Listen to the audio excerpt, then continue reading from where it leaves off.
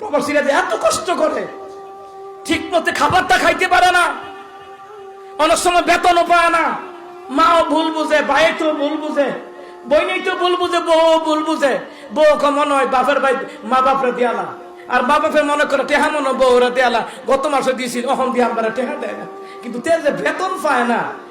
আমি নিজে দেখছি প্রবাসীদের দৃশ্যগুলো, আমি কেমনে বুঝাবো আপনাদেরকে? প্রবাসীরা এত কষ্ট করে, পলিথিন কাগজের মধ্যে খাবার খায়, পলিথিন কাগজে, উত্তপ্ত মরুভূমির বালির উপরে বসে বসে খা। আমি এবং শোয়েব আশরাফি গেলাম, ওরা তো আমাদেরকে দেখলেই চিনে, দৌড়াই আসে, হুজুর কেমন আছেন, একটা ঠান্ডা খান। আমার কি ভাই, আপনারা যে কষ্ট করেন, মন তো চায় না আপনাদের কাছ থেকে আমরা খাই।